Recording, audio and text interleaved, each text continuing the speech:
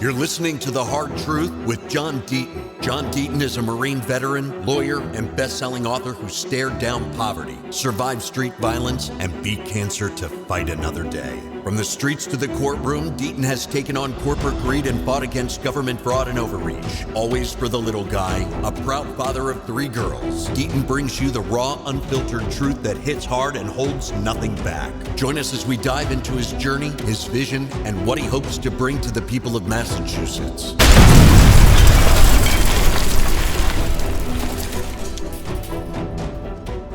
Don't even think of touching that dial or changing the channel because it's Sunday at 7 p.m. on iHeart, WRKO, AM 680, and you're locked into The Hard Truth with John Deaton. You can email the show at john@hardtruthshow.com. That's john@hardtruthshow.com. You can also follow me on X at John E. Deaton1. Good evening, everyone. I'm John Deaton, and welcome to tonight's show on WRKO. Last week's show was an introduction of who I am and why I'm on the radio. Look, we have big frickin' problems in this country, and Massachusetts is right at the tip of the spear. It's ground zero when it comes to issues facing America.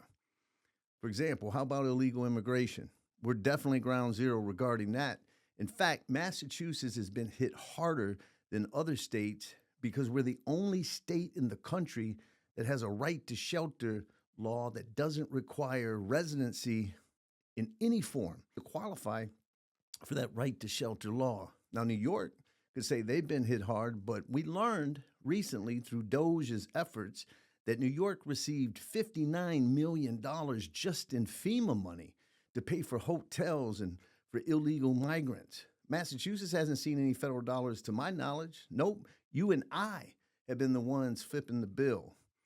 Now, what's insane is that we have a governor that won't be transparent about how much money has been spent in a state legislature that refuses to honor the law passed by 72% of voters who demanded that the state auditor audit the legislature. I can tell you this. In the last 4 years, Governor Maura Healey has spent somewhere between $1 billion and $3 billion hard dollars.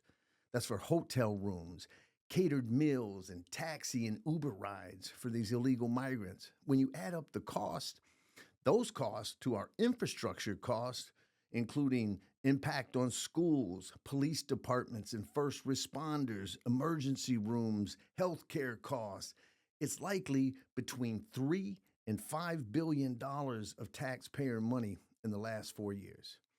Now, that's illegal immigration. What about inflation? We're ground zero there, too. Massachusetts is officially the second most expensive state to live in America. We're only behind Hawaii. We have a serious affordability crisis here. The average home in Massachusetts costs about $650,000. And if you're in the greater Boston area, it's over $1 million. The average home in Massachusetts is $250,000 more than the national average. Working families can't afford homes here. Young people can't move out. Retirees are being forced to leave. People are leaving the Commonwealth in droves, and one reason is now, officially, Massachusetts is the 50th. It ranks 50th out of 50 states in new job creation. But the greatest crisis we face in Massachusetts is a crisis of leadership. And that crisis can be summed up by one phrase: one party rule. Because 88% of the entire legislature is made up of Democrats. On top of that, every statewide office in Massachusetts is occupied not just by Democrats, but by far-left radicals. The governor, lieutenant governor, attorney general, secretary of state, treasurer, auditor, they're all Democrats. Every single congressional representative in Massachusetts, there's 9 of them. Richard Neal, Jim McGovern, Lori Trahan, Jake Auchincloss, Catherine Clark, Seth Moulton, Ayanna Presley, Stephen Lynch, and Bill Keating, all 9 Democrats, and some of them radical far-left individuals. And that's the House. Then we look over to the Senate, and the 2 United States senators, Ed Markey and Elizabeth Warren, are far left individuals. Hell, Markey's even more left than Warren. He pushes a $100 trillion Green New Deal and supports these green energy mandates like solar and offshore wind surcharges, even though it has nothing to do with individual homeowners that are causing everyone's electric bills to skyrocket. And the problem here is that the Democrats have been in charge so long that they think they can do whatever they want and get away with it. Look how they're fighting that audit that you and I voted for. How arrogant and corrupt do you have to be to say, I don't care what 72% of the voters demanded? We don't want to be audited. We're not going to be audited. And look, if Republicans were in charge to the extent that Democrats are here and they were acting the same way, I would be the first person to call them out. Now, part of the reason for doing this show is to try and inspire people to get involved, to vote, to have their voices heard. Even if we disagree, we have to start listening to each other or we are doomed. Now, speaking of listening to each other, I told you on last week's first show that I would read your emails on the air, regardless of whether they're good, they're bad, beautiful, or even ugly. I said I'd read them and I would respond. And so let's find out what Jason from Swansea had to write me. Let me make sure I read it correctly for Jason from Swansea. John, you weren't born here and you're not from here. And the last thing that we need in Massachusetts is another carpetbagger rhino. So please leave and go try and save the crap hole, except he didn't say it that way, the crap hole you were born and raised in Detroit. Sincerely, Jason from Swansea. Well, tell me how you really feel, Jason. And I got to tell you that email, the part I love the most about it is the please, where he says, please leave and go try and save the crap hole that you were from. So I guess it shows you a level of sincerity. Listen, there's two themes in Jason's email, carpetbagger and rhino. We'll deal with the rhino later because there's a couple other emails that say the same thing. But let me address this carpetbagger nonsense first, okay? Listen, I ran against Elizabeth Warren last year, and people said he's a carpetbagger who moved to Massachusetts just to run against Warren. What's crazy is if you look up what carpetbagger really means, it's someone who moves to a state to run for public office in a race that's easily winnable for that person. Okay, so for example, Hillary Clinton moved to New York because it was going to be easy for her to win the Senate seat in New York. That's what a carpetbagger is. I doubt seriously if anyone thinks that I thought that trying to beat Elizabeth Warren as a first-time candidate with no name recognition and limited resources was going to be an easy win. But nonetheless, that's what a carpetbagger really means. Now, I'm definitely more connected to Massachusetts than Senator Warren ever could be, although I must admit for a while there, she was considered Harvard's first woman of color at that school. And that's not a joke. I'm not exaggerating it. That's exactly what was thought in the mid and late 1990s. Now, I'm curious about how many towns and cities Jason from Swansea has lived, because I've lived in Roxbury, East Boston, Malden, Swansea, just like him, and now Bolton. Okay, so that's 5 towns or cities in Massachusetts that I've resided. While I was in law school at New England School of Law in Boston, I worked at Legal Seafood at the Copley Mall. You don't get any more Massachusetts than New England than Legal Seafood, trust me. My daughter Jordan graduated at UMass Amherst. And listen here, I literally bled for Boston and Massachusetts even before I moved to Massachusetts and became a lawyer here. Now, last week I told you that my only connection to Massachusetts and why I came to Boston was I was the biggest Larry Bird fan that you had ever seen.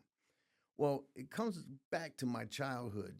In the late 70s, I'm about 10 years old, and my favorite basketball player was Julius Irving, otherwise known as Dr. J. And Dr. J had basketball moves, you know, like Michael Jordan before Michael Jordan. And I'd be in the alley, and I was the only white kid in the neighborhood, and I would shoot the rock. And as I shot the rock and it left my hands, I would say, Dr. J, MFer, Dr. J, homie. And the kids bust out laughing. I mean, they're on the ground laughing, my friends in the alley. You can't be Dr. J, you're white. You got to be Rick Barry or Rick Roby or Kelly Tripucka or some other lame white basketball player. And so one day after being laughed at like that, I was with my mom and we were in the supermarket and I see Sports Illustrated and it says college basketball's secret weapon, Larry Bird. And so the next time I'm in the alley, right, I shoot the ball and I go, Larry Bird. No one knew who I was talking about. And just so happened that, Magic Johnson was a hero in Michigan because he was at Michigan State.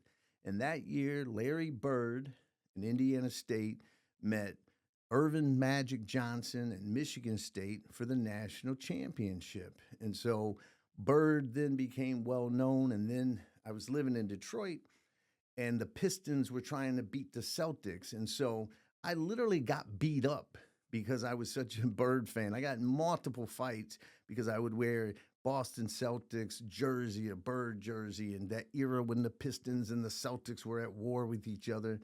I literally would fight people. Sometimes I won, sometimes I lost. And so I bled for Boston before I even got here.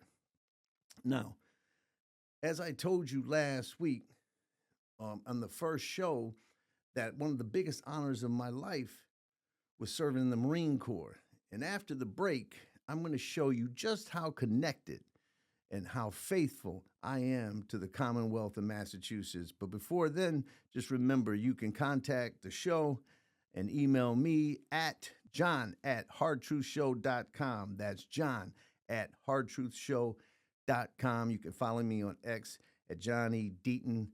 Come back after the break. Welcome back to the show. I'm John Deaton, and you are listening to The Hard Truth. Remember, you can email me at the show at john@hardtruthshow.com. That's john@hardtruthshow.com. Now, let's get to another email that was sent after the first show. Now, let me read it. Let me get my glasses on so I don't misquote Eddie. This is Eddie from New Bedford. Looks like I got people listening on the South Coast there.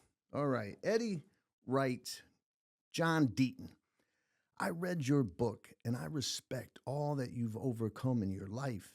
And I'm disappointed because after all the crap you've been through, except he didn't write crap, I would expect you to be a lot harder than you are. You're a rhino, John. I saw your commercial on TV and you had a picture of you and Charlie Baker together, and it pissed me off, so I didn't vote for you. As far as I'm concerned, I might as well vote for Markey or Pocahontas instead of voting in another rhino. Okay. Now, this is something that I really, really want to address. It's this MAGA versus rhino nonsense. And I call it nonsense because, Eddie, I want to be respectful to you, but let me tell you something, brother. Something that other people might not tell you. You might be a moron. And I mean that sincerely, because if you're going to take the position that you might as well vote for Senator Warren or Senator Ed Markey instead of me because I'm a rhino and to you there's no difference, that, sir, is an idiotic way to think, period. Okay, because if you even got the slightest conservative bone in your body, you would prefer me over them. Listen, do I think that I'm more conservative than former Governor Charlie Baker? Yes. If I were the, president of the NCAA, would I have acted differently or decided things differently than former Governor Baker? Yes. Okay.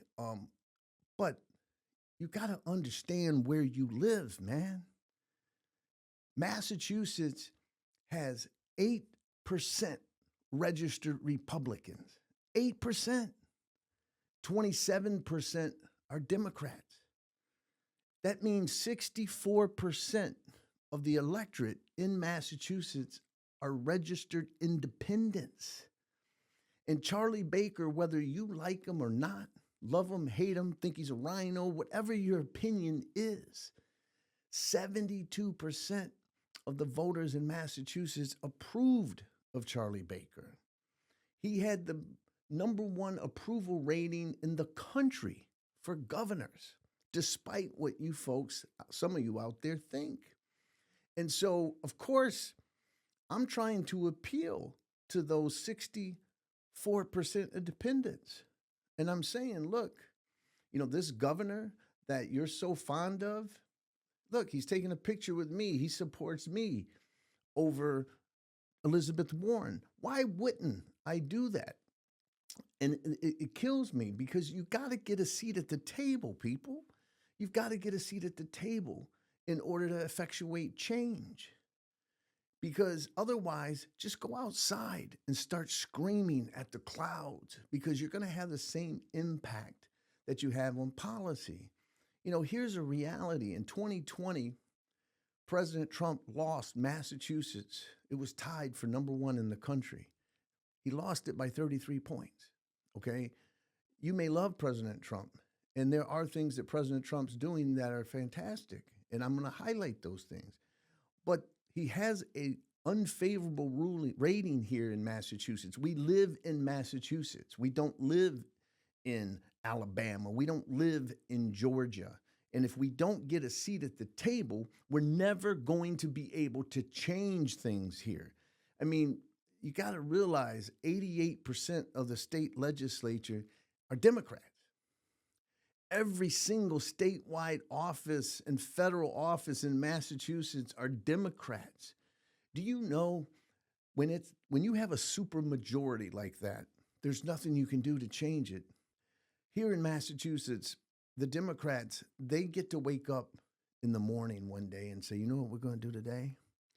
We're going to take off mom and dad, mother and father. We're going to take them off birth certificates. And there's nothing we can do about it. They just go ahead and do it. You know what they get to do? They get to wake up the following day and they get to say, you know what? That pesky thing called the Second Amendment, we're just going to write a bill that's so vague that you won't be able to comply with it. And that we're talking about that gun law that Governor Healy signed into law, and it's so vague that you can't comply with it. And if you can't comply with it, or if the state doesn't have the infrastructure set up to meet the compliance, then it acts as a ban of guns. And there's your Second Amendment right. But guess what? You can't argue it. You can't stall it. You can't do anything about it because you don't have a seat at the table. So you got to get a seat at the table to effectuate change. It's crazy. And so the people out there that, like Eddie here from New Bedford, that says, well, I might as well vote for Ed Markey instead of a John Deaton because John Deaton's a rhino. Okay, that's idiotic. I'm sorry, because there's a huge difference between me and someone like Senator Warren or Senator Markey. Okay, Ed Markey votes against border security every time. It does not bother him that thousands, tens of thousands of people come here and we just put them up in hotels and we bankrupt this state, right? He voted against border security every single time. He supported the open borders. I believe in zero tolerance, zero illegal immigration. I believe that we need to expand the legal immigration in this country, but have a zero tolerance for illegal crossings, period. Huge difference. Senator Markey co-authored the Green New Deal. This $100 trillion plan that is so unrealistic and unreasonable that he supports those alternative energy surcharges that you're seeing on your electric bills. That's crazy, right? You're being charged solar surcharges and offshore wind surcharges, even though you got nothing to do with it. He supports that.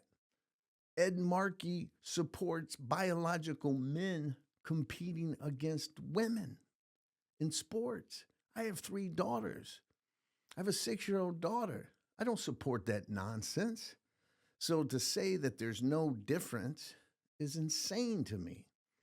And what kills me is that President Trump doesn't have that position. President Trump would say, you know what? I don't care if the guy supported me or didn't support me. We want a seat. We want that seat. Because if you control the Senate or you control the House, you get to dictate policy. And if you don't. So right now, President Trump has the presidency, the Senate, and the House. And after the 2026 midterms, if the House flips, and there's only 5 seats separating Democrat control of Republican, then the policies that you support will never get implemented because it'll be back to gridlock. So, Eddie, with all due respect, brother, you know, that position that you have, that there is no difference because you think I'm a rhino, is insane. You know, people can't afford homes here. As I said, young people can't move out. Retirees are being forced to leave. You know, there's a huge difference. We've got to come together because, listen, we agree on more than we disagree. I'll give you an example. Someone came up to me when I was running for office and said, John, you know, I'm hesitant to vote for you because you're pro-choice. And this was a pro-life female voter. And I said, I understand that. I respect that you have a difference of opinion with me. And she said, well, you know, I just don't like it that you support a woman's right to choose an abortion. And my response was, that doesn't mean I support late-term abortions, but I support up until a certain point a woman's right to choose. And guess what? 82% of Massachusetts voters agree with me. We live in Massachusetts. If I had any other approach, and I said to her, if I was as pro-life as you are, I wouldn't be electable. I mean, here in Massachusetts, 80% of the people believe in a woman's right to choose up until a certain extent. So I looked at this voter and I said, let me just ask you, other than the abortion question, how much do you agree with me on all the other policies that you've heard me talk about? And the female voter said to me, she goes, oh, about 80%. And I looked at her with all sincerity and I said, so are you really going to focus on the 20% that I disappoint you than the 80% that you agree with me? And that's what I think we have to do. If we don't come together, we're going to be stuck with Maura Healey.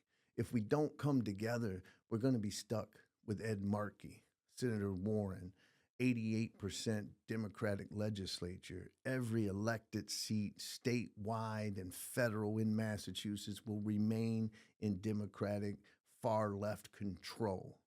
And so that's the point. Listen, we agree on more than we disagree, right?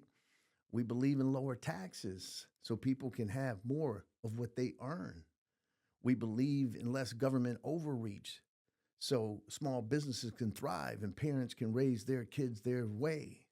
We believe in law and order, school choice, innovation, a country where hard work still matters.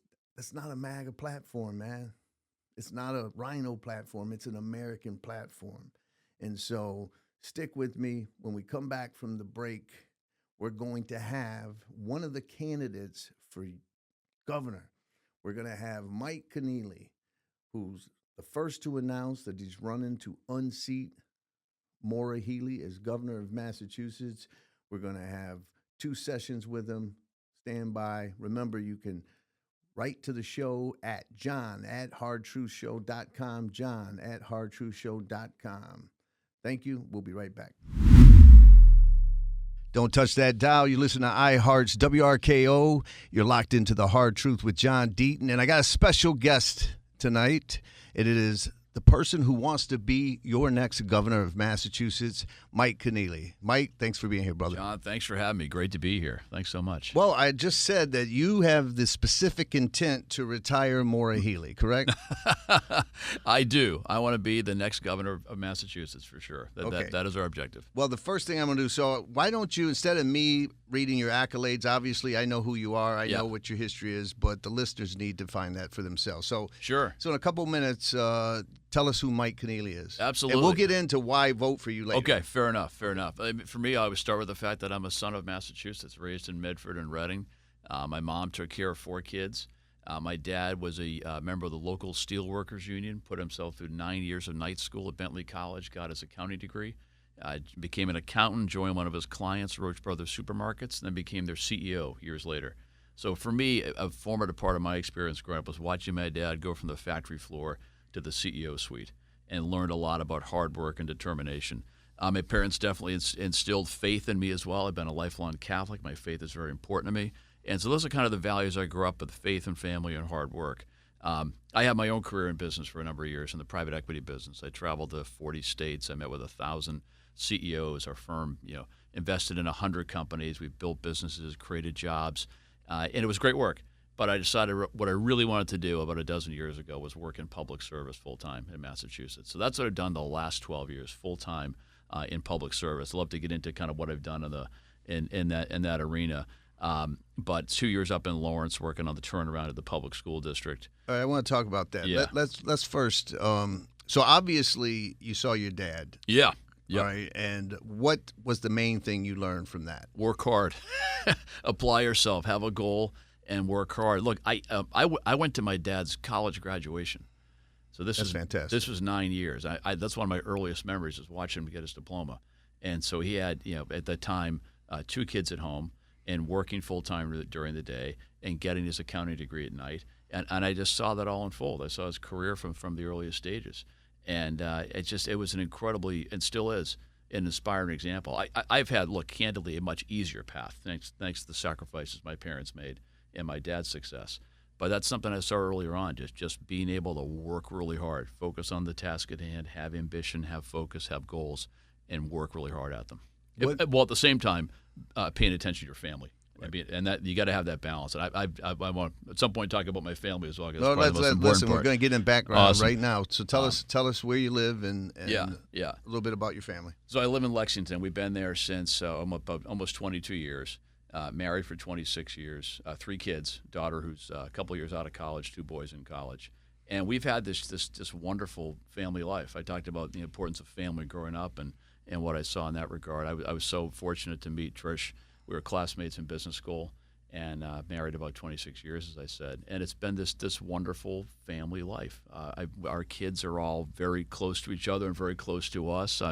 It's sad they all have moved on in different ways. One out of college, 2 in college. Don't get me crying. They start talking about my daughter's. I got 2 college graduates and a 6-year-old in kindergarten. Yeah, well, there you go. I got a second chance. You got to say, there you go. But it's just been wonderful. For us, Trish is an amazing person, my wife, and she'd have to be to put up with you going into public office. Oh, absolutely, yeah, for sure. And she knew, going back to our days in business school, I definitely had the ambition of doing business and then public service. So this was not a total surprise by any means. But it's just been, in addition to my working hard at my career for a lot of years, as my dad did. Raising those 3 amazing kids and being married to Trish has been just the adventure of a lifetime. So, all right. Well, listen, I want to disabuse people. When something I was shocked. You know a little bit about my story. Sure. Yep. Food Stamp Warriors. I do. A lot about your story. Yeah. Food stamps, welfare, single mom, extreme poverty, and I was shocked at how we sometimes punish success now. Like Elizabeth Warren, when I debated her, she talked about how rich I might be, you know what I mean? And I'm like, wait a minute, isn't that something? So maybe we disabuse. You're not just another rich guy from Lexington. I don't think so, no. I think for me, I look at, I've been fortunate to have some success in my business career, but I will say a couple things in that regard. I walked away from that at age 45. So I've been 12 years now full-time in public service. And Why? So, What made you? And we're going to talk about Lawrence. That's a great question. I wanted to make a difference, and a lot of that is motivated by faith.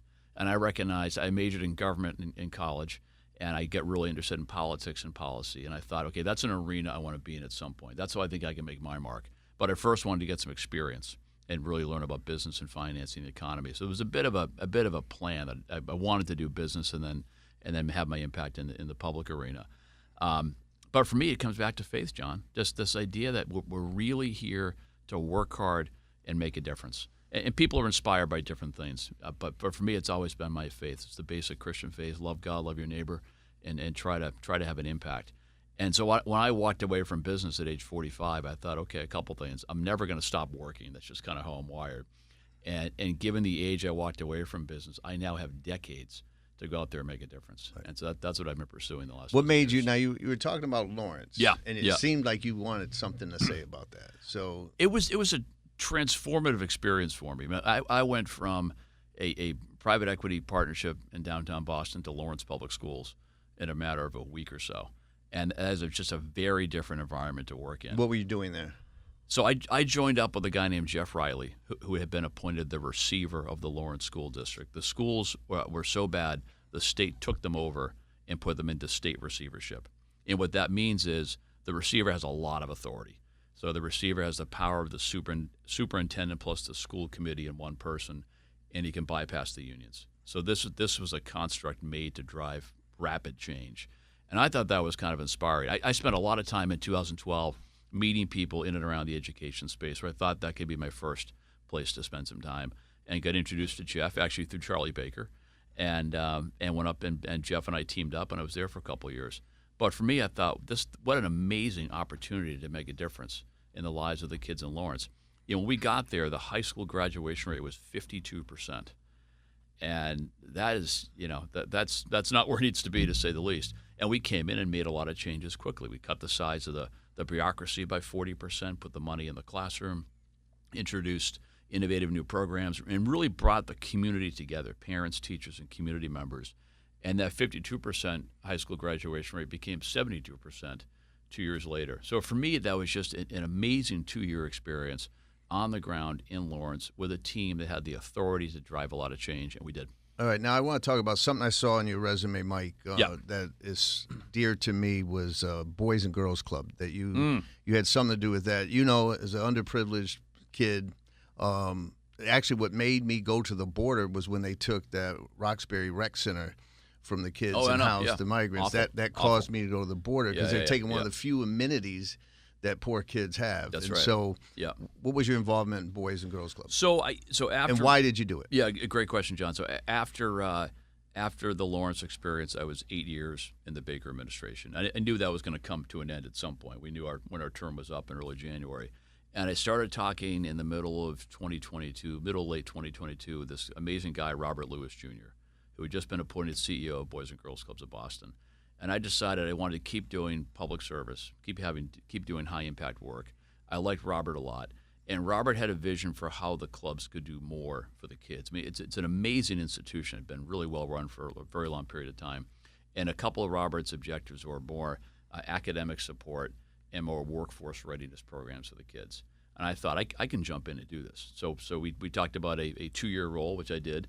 And I was senior advisor and chief strategy officer for Robert. I did it unpaid, but it was a real job with real responsibility. And we got some good things done. And we looked at the academic performance of kids in the Boston public schools and realized we could play a role helping the kids do better in school. And this idea of readiness. We wanted to have an objective where when our members are done with their time at the club, they've graduated high school, they're age 18, we want them all to have a plan for life, whether it's college, career, military, whatever it may be, and that they're ready for that plan. And so if the plan was college, how can we have reading, writing, math, and college prep instruction for those kids and get them ready? If it's careers, well, we have dedicated workforce pathway programs in healthcare and the trades and other areas to get them ready for that. So that was the work there. But again, similar to the work in Lawrence, addressing communities where there's a lot of opportunity. There's challenges, but there's huge opportunities. You can really come in and make a difference. All right, you mentioned obviously that you were part of the Governor Baker administration. Yeah. What was your role there? And I want to ask you, before we take a break. We'll get into some policy issues when we come back after the break. But what did you learn in that job that you think is going to prepare you for governor? I learned what a governor has to do, which is lead and set an agenda and bring people together and get up every day and want to get stuff done. I mean, I came away from that job with that my role in the administration with just a point of view about what it means to be a governor. And I think the governor has to make sure that the government is being run well. That's the first priority. You're running the executive branch of state government, that you're communicating with people and being very transparent and communicative. People can see you out there in their communities. They know what you're about. They know what you're doing. You have to want to work with people, and we work with business, government, community leaders all over the state to get things done. And then finally, you have to want to do a couple big things. That's how I looked at the job. Run the government well, communicate, collaborate, and have a couple of big goals. And that was how I tried to approach my role as the cabinet secretary within housing and economic development. And it is my point of view on what the governor has to do and how the governor has to approach the job. What would be the number one thing you would do? We got about a minute before the break. Well, we've got three things in our campaign: cost of living, economic opportunity, and better government. And we will happy to talk about any one of those. But I think those three things, Governor Healy is failing us. And those are really important for the future of the state. People are leaving the state every week because they simply can't afford to live here. Housing, energy, taxes are too much. I talk about opportunity. It's having a very high-growth, robust economy where there's a lot of good jobs and citizens who are able to capitalize on that through education and training. And then better government. Our government today is not fiscally responsible. It's not accountable. It's not transparent. They can't manage a crisis. There's a lot of things there. So those are our three themes about affordability, opportunity, and better government. All right. So listen, you can reach the show at john@hardtruthshow.com. John@hardtruthshow.com. Share your comments, thoughts on Mike Keneally and what we've learned so far. And when we come back, we're going to get into some real policy issues. I'm going to ask you some tough questions, Mike. I'm ready, John. I'm ready. Welcome back to The Hard Truth. You're listening to John Deaton, and I have Mike Keneally, who is intent on retiring Maura Healey as governor and becoming the next governor of this great Commonwealth. Now, Mike, I said before the break I was going to ask you some tough questions. Listen, as you know, I ran for office against Senator Warren last year. I was proud to support you. I appreciate that. And certainly it doesn't take anyone a genius to find out if it's you versus Maura Healey who I'm voting for. Okay. But, being a Republican in Massachusetts is challenging. And there's division out there. And I try to address it when I can.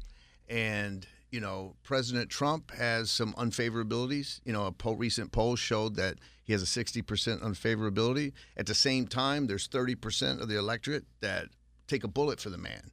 And there's reasons he's got great on policy on some certain issues. Mm-hmm. And like me, you chose not to vote for President Trump last time. Right.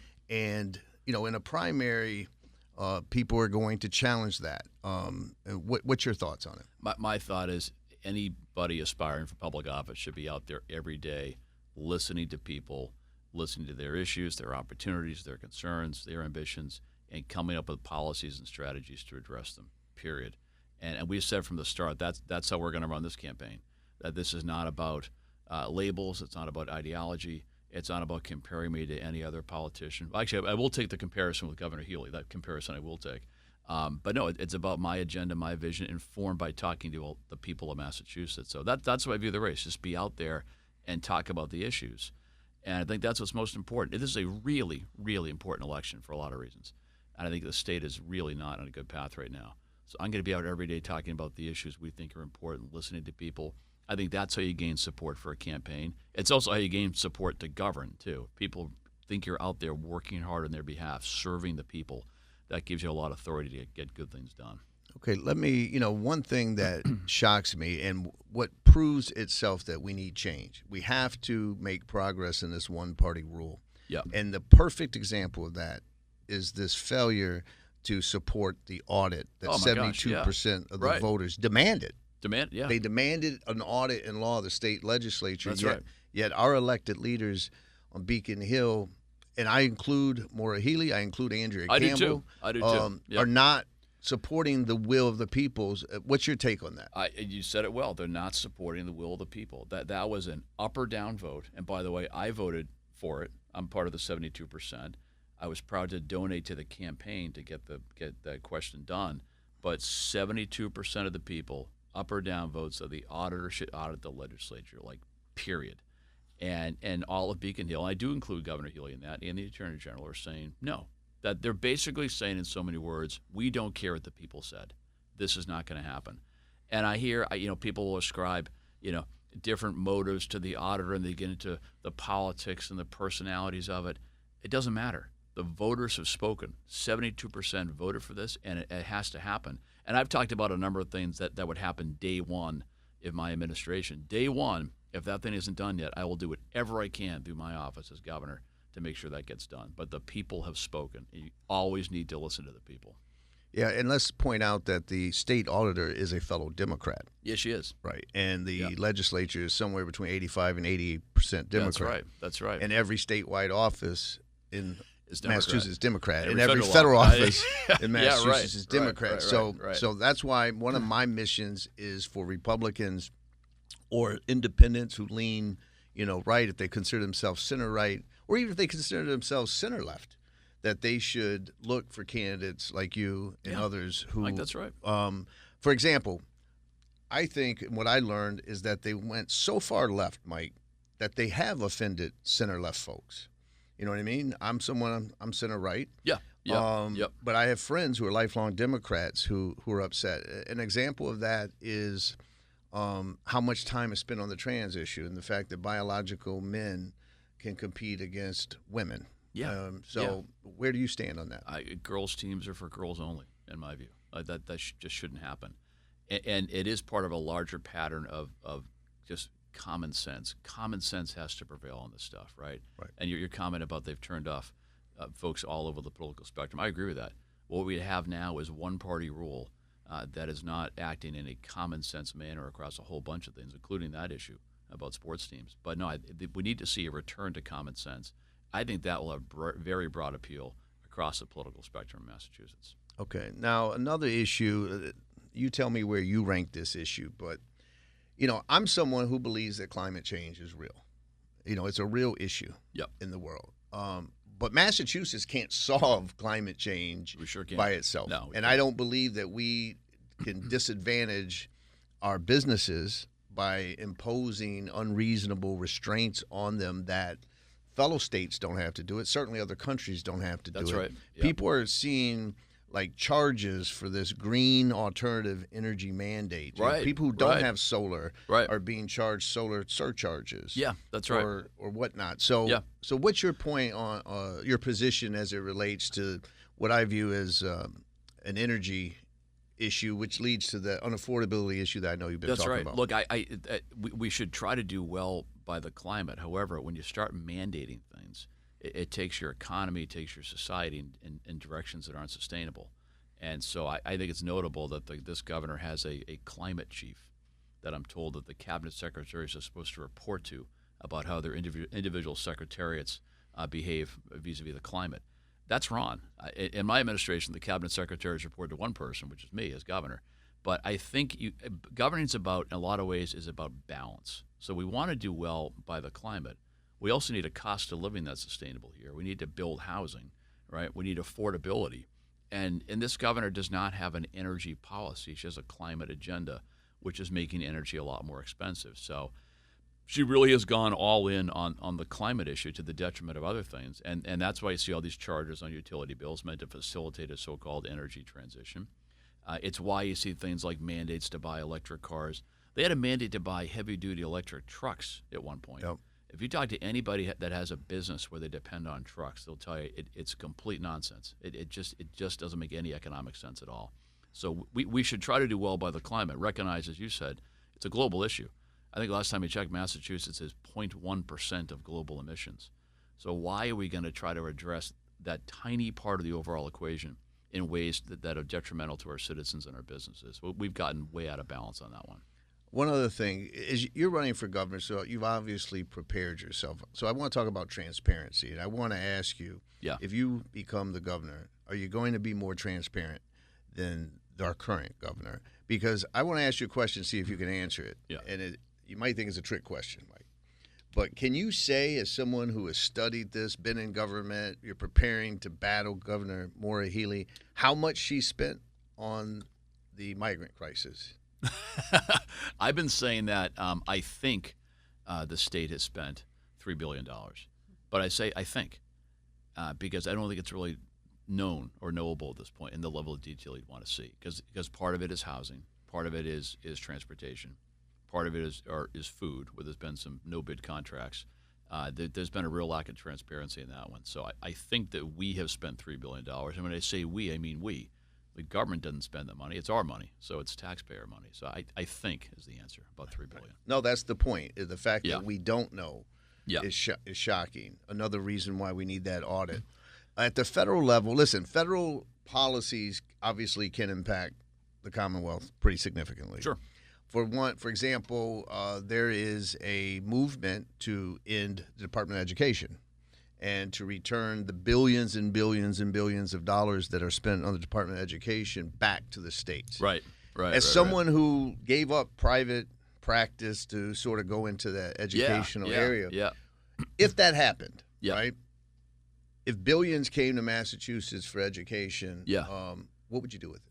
Oh, my gosh. I love this question. I mean, I would, in contrast to Governor Healey, I would have an education strategy. I couldn't begin to tell you what her education strategy is. And she brags about the fact that we're number one on the national assessment, which is true. But our kids' scores on that same test peaked about a dozen years ago. And we have some of the biggest achievement gaps of any state in the country. On fourth grade reading, we're not number one, we're number 6 behind Mississippi. And last time I checked, about 40% of our kids, kind of a blended average over many grades, over reading and math, about 40% are grade level proficient, and about 20% of our Black and Latino kids are. So we've got major issues here. What I would do is do what we did in Lawrence, which is put the kids first, right? Figure out what's going to work best for the kids. Part of that has to be around high-quality reading instruction, of which this governor has $25 million allocated out of a $61 billion budget, right? So really get reading done. If kids can't read proficiently by third grade, they're on a very different trajectory in life. So we got to get that one done. Things like high-dosage tutoring, we did some of that in Lawrence. It works really well. I'd want to see a lot more of that. Again, that's a $25 million item in this governor's budget. That's not a serious effort to get after that one. We need a strategy for artificial intelligence that could transform public education and other parts of our economy.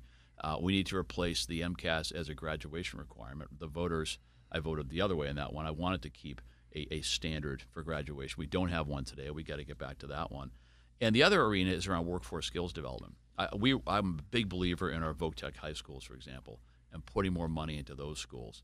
And we're having a debate now around, basically who should get in and what should the admissions process look like. That's the wrong debate. The debate we should have is how do we expand the capacity of these schools. I'm big believers in them. So much higher quality, standards-based K through 12 education where you really put the needs of the kids above everything else, and then a much more robust strategy on workforce skills development through our VOTEC high schools and other programs. This has flown by so fast. I was going to give you 2 minutes, but I'm going to give you 45 seconds. Why? I'm sorry, Mike, but why vote for Mike Keneally? There is no one in this race that has my experience around business, state government, education, nonprofit space, and local government. There's no one with that track record, okay? And I can do the most for Massachusetts of anybody in the race now or anybody likely to get in the race. And this is a moment in time in Massachusetts on the 3 issues we talked about: affordability, opportunity, and better government. This is an incredibly important election. And you need someone with a broad set of experiences, someone who's worked well with people all over the state. Okay, I got to interrupt you. Plug your site. MikeKeneally.com. MikeKeneally.com. Yeah. If you want to support Mike, you go to MikeKeneally.com and support him. We must retire Maura Healey. See you in the next segment. You're listening to The Hard Truth with John Deaton. John Deaton is a Marine veteran, lawyer, and best-selling author who stared down poverty, survived street violence, and beat cancer to fight another day. From the streets to the courtroom, Deaton has taken on corporate greed and fought against government fraud and overreach. Always for the little guy, a proud father of 3 girls, Deaton brings you the raw, unfiltered truth that hits hard and holds nothing back. Join us as we dive into his journey, his vision, and what he hopes to bring to the people of Massachusetts.